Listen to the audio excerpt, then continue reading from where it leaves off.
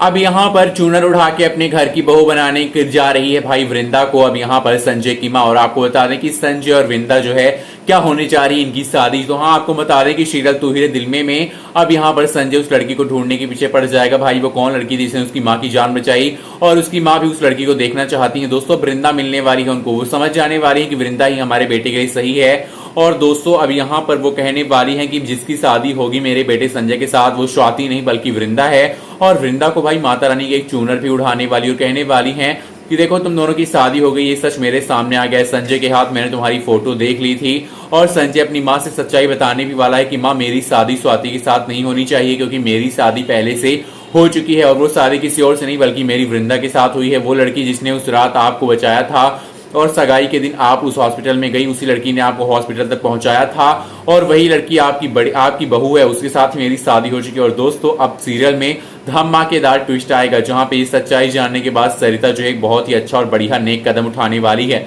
जी हाँ दोस्तों, अब यहाँ पर वृंदा को देखने के बाद सरिता कहने वाली संजय से, अगर यही सच्चाई है तो मैं इस सच्चाई को एक्सेप्ट करती हूँ और माता रानी की चुनरी उठाकर मैं वृंदा को अपने घर की बहू स्वीकार करती हूँ, क्योंकि मुझे सच्चाई जानने के बाद ऐसा लग रहा है कि तुम दोनों का ही रिश्ता परफेक्ट है, तुम दोनों एक दूसरे के लायक हो।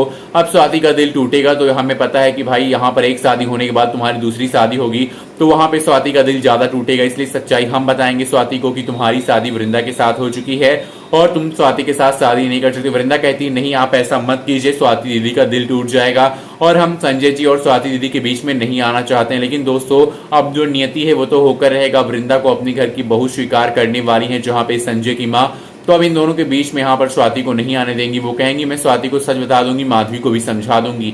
लेकिन दोस्तों स्वाति सच्चाई जाने के बाद माधवी को बताएगी तो माधवी इसके खिलाफ जाएगी और कहेगी कि ये बहुत बड़ा धोखेबाज है लड़का, और साथ ही साथ वृंदा भी बहुत बड़ी कसूरवार है इस सब में।